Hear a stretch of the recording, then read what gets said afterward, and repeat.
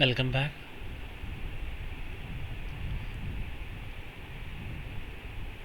Previously, we discussed about computational coefficient of correlation using shortcut method.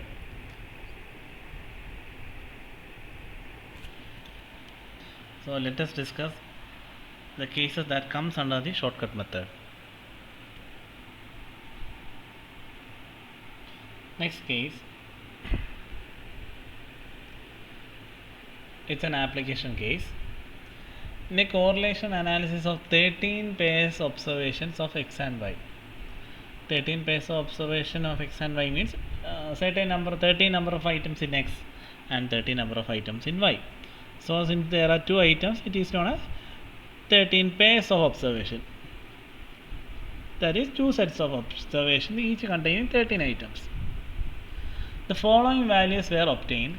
Some of the deviations of x and y are minus 117 and minus 26.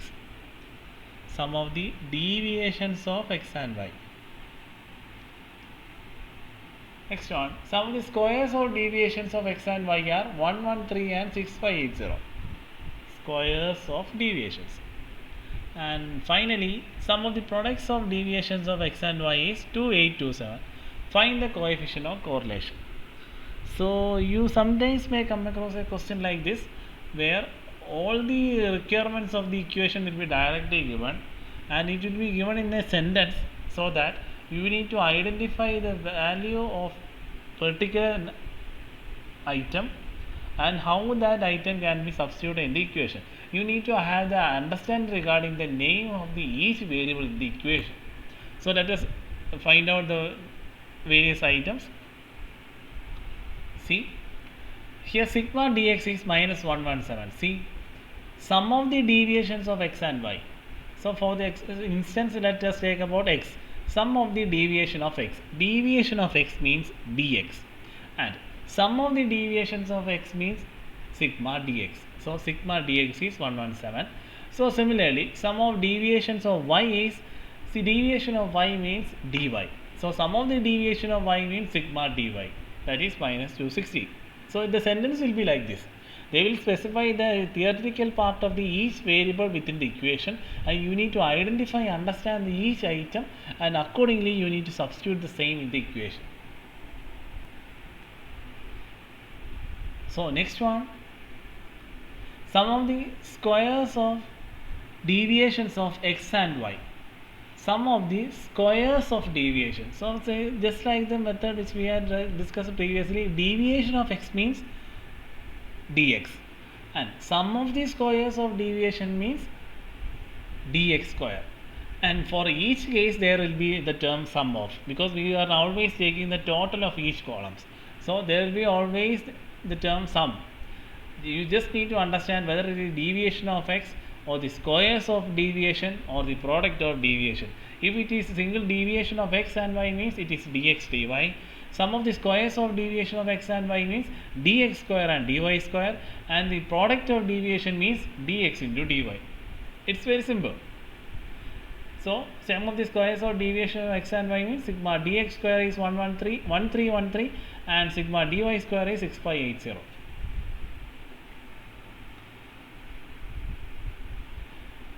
And sum of the product of deviations of x and y is dx dy, that is 2827. And finally n is 13. Here it's already given. Correlation consists of 13 pairs of observation. There are 13 pairs, 13 items, one in case of x and other in case of y. 13 pairs. So don't get confused, understand the concept. So now you have extracted all the details given in the question in the various variables in the equation, and on the basis of the details given, it is evident that you need to use the first equation. So the first equation is r equal to n sigma dx dy minus sigma dx minus dy divided by root of n sigma d square minus sigma dx the whole square into root of n sigma dy square minus sigma dy the whole square. I hope you remember the equation. Just remember the first equation, and for finding the deviation equation it's very easy. Just include d in front of x and y. So all these variables, the value of variables is all extracted here. Just you need to just substitute the variables. N sigma dx dy, n means 13, sigma dx dy is 2827, minus sigma dx is minus 117 into sigma dy is minus 260, divided by root of n. 13 into sigma dx square is 1313 minus sigma dx the whole square. Remember, usually students may commit mistakes regarding sigma dx square and dx the whole square. During the examination, they will carelessly record the values interchangeably. Here sigma dx square, they will write this one. Never you do like that. Here sigma dx the whole square. So you need to take the dx minus 117 and its square has to be taken into root of n d sigma dy square minus sigma dy the whole square. So once you extract these values correctly, you just substitute it directly in the equation. It's very easy. So by using the basic mathematical step, you will get the answer r equal to 0.813. I hope you know how to interpret the results. When the result value of the r is obtained, you just need to identify whether this value comes in which category. We have found a scale for identifying the correlation relation between variables for regarding identification scale. Just go through the scale and identify which point this 0.813 comes, and on the base of that you need to interpret the relationship.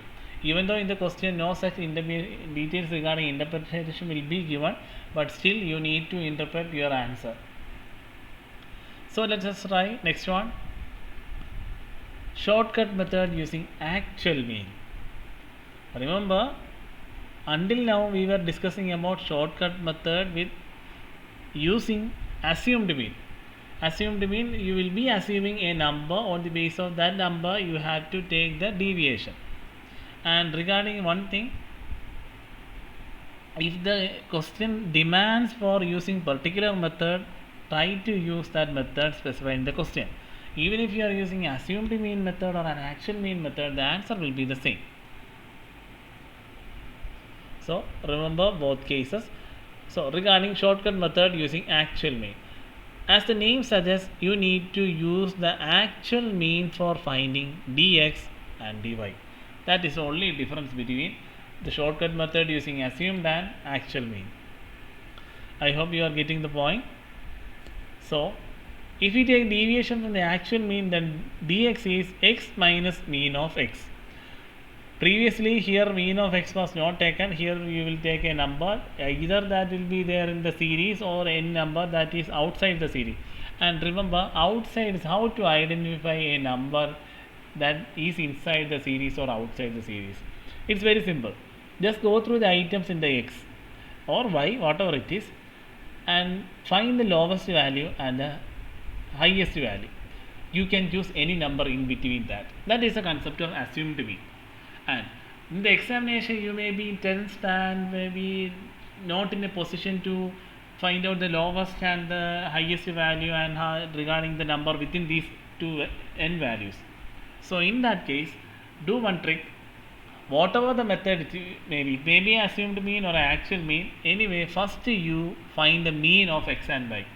Even if the case of, it was the case of assumed mean, find the value of my mean of x as well as y. And if the question demands the computational coefficient of correlation on the base of assumed mean, you just take a number either preceding the mean or succeeding the mean. Never take the mean of that x in case of an assumed mean method. You have to note that.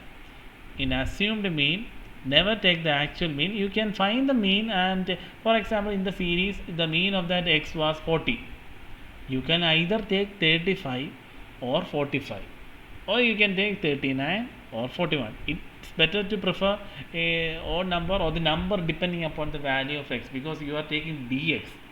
So for computation easiness, try to select a number so that your dx values will be smaller. That's up to your discretion. Okay, leave it. Let us go to shortcut method using actual mean. So dx is obtained by x minus mean of x, and dy is obtained by y minus mean of y. So the total of dx and dy will be 0. If you take the total of dx and if you take the total of dy, the answer will be 0, because here the deviation is done on the base of mean. So if you take deviations on the base of mean, the total of dx will always be 0. It always mean in almost all cases. In some situation you may get another value. That's a very rare situation, but mostly in almost all cases, if you take the total of dx and dy, you in case of an actual mean situation, remember, in the case of actual mean situation, if you take the total of dx and dy, the value will be 0. Since the dx and dy is 0, there is a slight change in the equation. Don't worry, the equation is very simple. R equal to sigma dx dy divided by root of dx square into dy square. And there is also a trick for remembering this equation. See, this is done or created on the base of this one. And just now I have mentioned that if you take the total of dx and total of dy, the value will be 0. So wherever the dx and dy comes, the individual dx and individual dy comes, all those values are neglected. So if you know this equation, you can find it, easily identify this one. See, go through it. N sigma dx dy, this one is a common one. Dx dy is a single value. See, here dx is a single, dy also a single.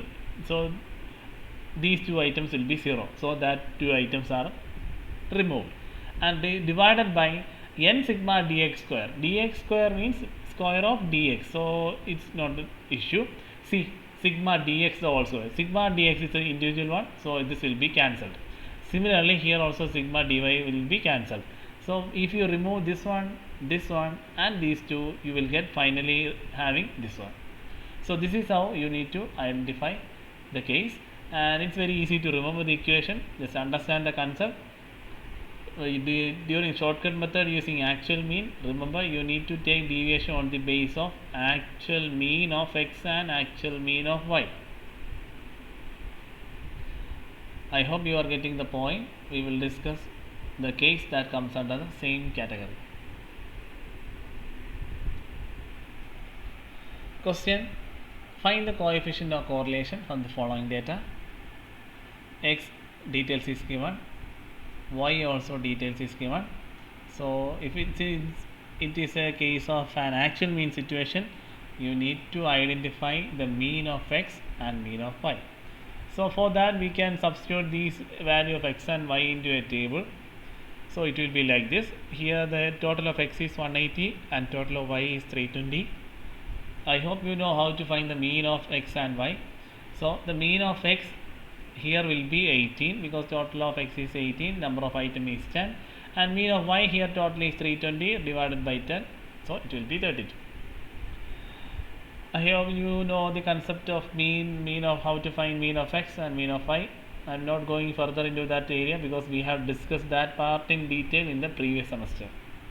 So once you found the value of mean of x and mean of y, you need to find deviation from x and deviation of y on the base of mean of x and y. So next one, dx. Dx is x minus mean of x. Mean of x is 18 and dy is y minus mean of y. Here it is 32. So you can easily find the value of dx and dy. Dx will be series here. See, I hope you know how to find dx and how to put the signs accordingly. I am not going into that. See, if you take the total of dx, you will get 0. Whatever the case, if you are doing the shortcut method on the base of actual mean, your dx total will be 0. That is why we are using a different equation in case of a shortcut method using actual mean. Next one, dy. Here also dy is computed on the base of y minus 32 concept. We have discussed that part in the previous sessions. So if you take the total of dy, you will get 0. And remember, it doesn't mean that you will always get 0 in case of dx and dy. Sometimes you might get some other values, but doesn't matter. Next one, dx dy. You know how to find dx dy. Just multiply these two columns, you will get dx dy. Need to take the total of dx dy. And next one, dx square, and the square of dx column will be the dx square. And finally dy square, it is done on the base of square of the dy square. Once you found the total of these three values, just substitute these values in the subsequent equation. We know that r equal to sigma dx dy divided by sigma dx square into dy square. and sigma dx dy is already found out 156 divided by sigma dx square is 166 and sigma dy square is 196. And I hope you know how to find the root of a certain number, and by solving that you will get the value of r is 0.87. And I has already mentioned about the interpretation part. Once you found the value of r, you need to interpret it accordingly, whether it is positive or negative, and whether in which classification it might come, whether it is very low or low, whether it is fairly, moderately, high and very high. There is a different scale for interpreting the value of r. So we are not going into that part. I hope you all know how to find or how to interpret the concerned value of r.